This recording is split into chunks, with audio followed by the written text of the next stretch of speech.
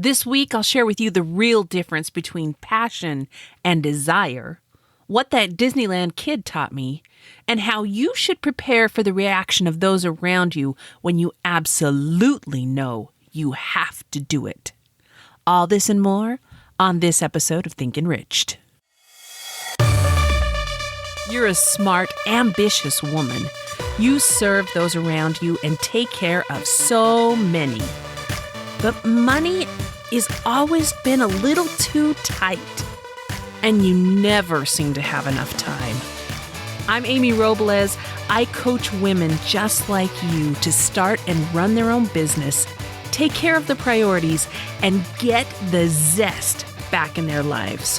Hold your head high, girl. You can earn your income, be there for your loved ones, and do something that makes you deliciously happy along the way. The gift you bring to the world is a happier, more fulfilled you. You're here because you believe like I do. You're here because you think enriched. Hey, it's good to be back. This is Amy Robles, and I have loved having a quick little vacation with my family. We did a lot of fun things. We did the Disneyland thing. We had family time. It was really great. But you know, when you get back into life and you're like, those first couple days, wow, I got a lot to do, blah, blah, blah, blah, blah. That catch-up feeling, it's been feeling like that, and I'm so glad to be back at the mic where I belong, actually sharing with you and a little bit more of life. While waiting for one of the parades at Disneyland, I met this kid, and just talking to him was one of the most powerful lessons about what it is and what we're doing, creating these businesses, moving forward, actually making an impact on the world. There are 5 different points that came from just this one powerful conversation with this kid that he probably will never think about again, but I will never forget. So, can't wait to tell you about that. But first, before we talk business, we got to speak the lingo. Speak the lingo.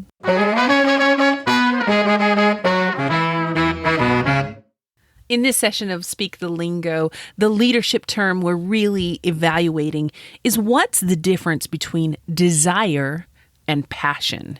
And a lot of times people talk about, well, I really am passionate about this. But when they say it, you can just say, no, you're not, girl. Who you kidding? We've all had someone, oh, yeah, I'm really passionate about accounting. And I know there's people that are passionate about accounting, but honey, that is not me. And I do not want to be part of that, the accounting department. I love what they do. I respect what they do, but let them go to their office and there you go. So I looked up both terms and did a little bit of research trying to find out really what's the difference.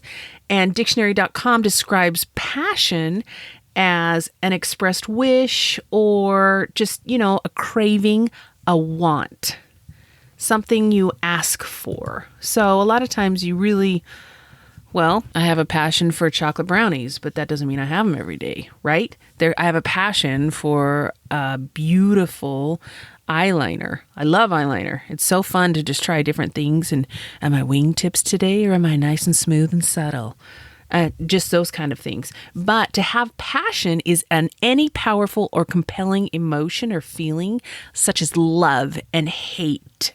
And it's a person who feels that strong, extravagant fondness, enthusiasm, or desire for anything. So a lot of people say they have a passion for music and they can't get enough of music. Well, what does that mean? Does that mean they just want to lay on their bed and listen to U2 all the time? Oh, don't pretend like you don't know. You have friends that did that. They thought they were so sophisticated. Oh, brother. I didn't get it. I have a passion for music, but when I think of that, I think of 1940s early jazz, Ella Fitzgerald, Frank Sinatra. I could just listen to that stuff all day. I just get in that chill mode. It just makes me so happy. So you have your passion. That's a good thing. But what do you do with that? How do you use that passion? And what is it? Desire comes and goes. What I desire today may not be what I desire tomorrow. And what I desired 5 years ago, think about it. What did you want 5 years ago? What was the really big thing? Oh my gosh. For some people, that's not even close to where they are. I see friends that got tattoos in their early 18, 19, 20 years old, and now they're older going, I got a lot of ink, right? Desires come and go. Your passion, who you are, what you love, you can't stop talking about it. Or a lot of us have that passion inside, something that we just get lit up about, but we never talk about it. And so for me, that has always been something about communicating, and I just want to learn everything I can about friends and family and people that are important to me.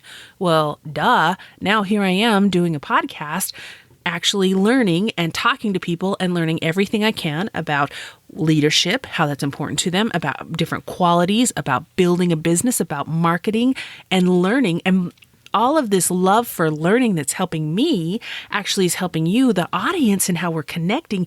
It's incredible how the passion that I have for that intense curiosity and learning has been able to be evidenced in everything that I'm doing in my life. That's what I want for you. Now, I found a couple of quotes that I just love. First of all, first one's by Oprah Winfrey. Yes, everybody knows Oprah Winfrey. We love her. And she says, "Passion is energy. Feel the power that comes from focusing on what excites you." Let that ponder. Think about it for a minute. Because sometimes as adults, we don't let ourselves get excited. Sometimes we get stuck in that cubicle land world that we forget what it feels like to be unbelievably, exhilaratingly happy. Sometimes we are stuck in blah, and it's miserable. It's safe, it's consistent, but it's kind of miserable. Another quote that really stood out to me as I was doing some research, Barbara Carcom from Shark Tank said, "You can't fake passion." And when I read that, I was like, wow. I thought of all of these different bloggers that started when I did, and I don't think they even have a blog anymore. Or I thought of people that say they really want to try something and really want a podcast, but it's so much work. And so they're gone, right? And not that I'm a superhero, I'm just stubborn enough to stick with it over and over. That I'm not going anywhere, and this is getting better, and I'm learning more and progressing. And that's the whole point of this. Whatever it is that you love, if it's brush lettering or makeup or how to quilt or whatever you love so much, you have that desire to learn, and it's exciting, and you get lit up about it. And maybe it's your escape from regular life and you just need a break. There's a way to use that and be able to enrich the lives of those around you and help you and become profitable with that. So there's so many different avenues. You need to understand the difference between desire and passion in order to make that work. And that, my dear, is why we speak the lingo.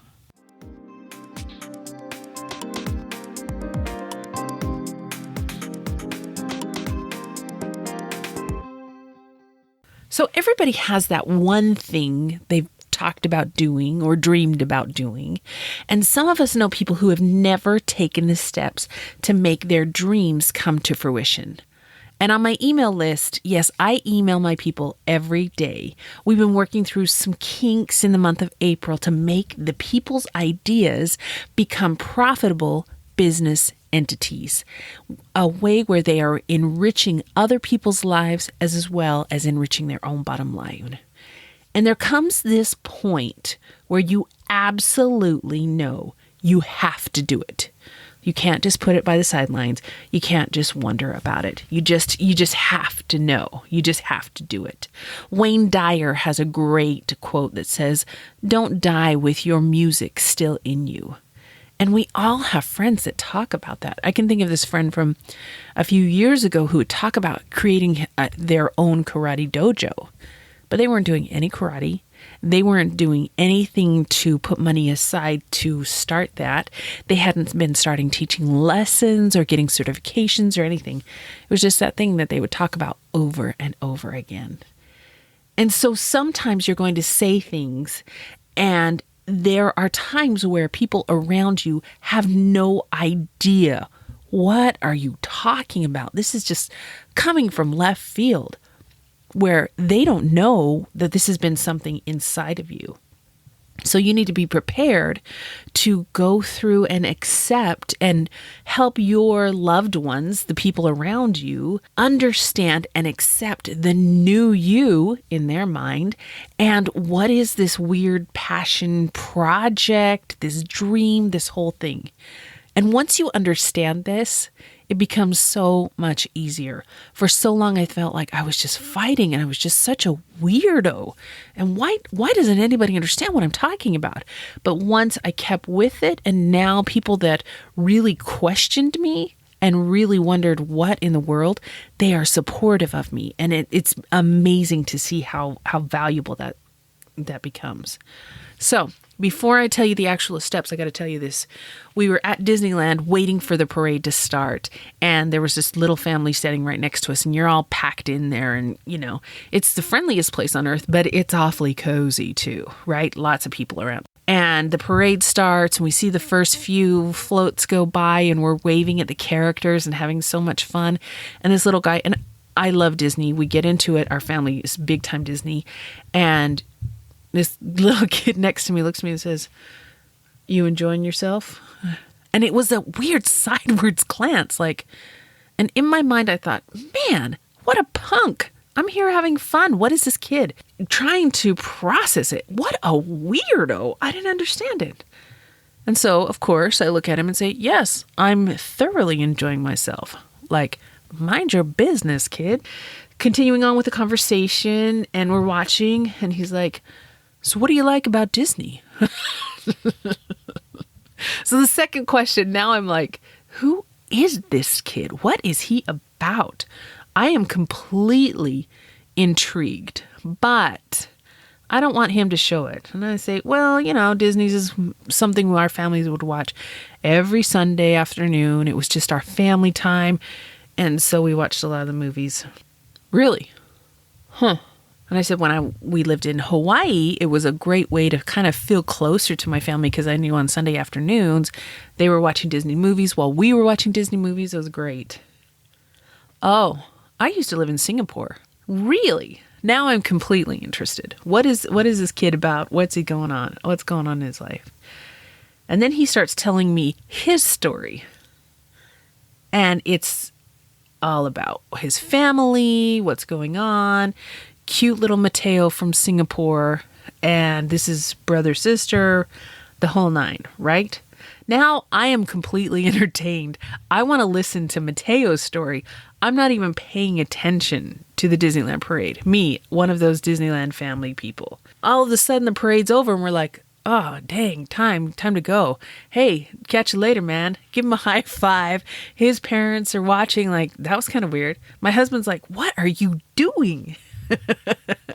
But it was so delightful, because all of a sudden, something that I thought was very, very strange, I wanted to know more. Those are the phases that happen. Very first, you're going to say, look, I want to do this new business, making jewelry or whatever it is. And everyone around you will be like, that's weird. They don't understand. It's awful. It's change. Just be prepared. Everybody's going to go through the weirdness phase. And the ones that really struggle with this are the ones that think they know you the best. So if they're close, loving friends, just be prepared for it might be a little awkward for a couple of weeks. But they'll get over it. They'll understand and see once you get very serious about this. The next phase that you'll see your loved ones go through is, what? Are you serious about this? They're kind of intrigued. They're half listening and half mocking. Let's be real. They're kind of judging you and thinking, man, this is weird. The third phase they go through is, really? You want to do this? Now they're interested. And now they really start listening to not only what you want to do, but how you plan to do it. That's where things get exciting, and all of a sudden they're starting to understand a little bit more. And this phase can go on for months, right? They'll just see, we'll see how it goes. Then after some time in this phase, then they come to phase 4, which is, how does that work? Now they're entertained. They want to know your story. They want to know all about the ins and outs. So this business, they ship you the items and then you do this, and how do you sell it? And how does this work? Or if it's not that kind of a business, you are creating your own product. Well, how do you come up with that, right? They want to know more of the intricacies of your business model. And finally, the last phase, they'll be asking you, why does this matter? Or this is the best of all, why didn't I think of that? They are enchanted. They're enchanted. They are loving what you're doing, and they are cheering you on in your journey. Sometimes you're going to see loved ones that you think are going to be totally supportive of this, and it's just, they don't get it, and it's not for them, and that's okay. But as long as you understand that they're going through this process of accepting something new, that then it's easier for you to be an example to them and to be understanding of where they are in that process. And you continue working and they'll come around. Trust me, they will. So a lot of times it's not about pulling people in a completely different direction. It's about giving them time while you keep working on the business, and they will come around and understand. The hardest part of all is, just like that Wayne Dyer quote, don't die with the music still in you. When they see someone taking that risk, going out, making their own dream come to fruition, it just forces people to look in the mirror and think, I never did anything like that. Did I miss it? Am I doing something wrong? Did I forget? Because deep down they know inside they may have a dream that they are not pursuing themselves. A little bit of compassion on your part can go a long, long way in creating a lifelong supporter, a customer, a fan, someone you love.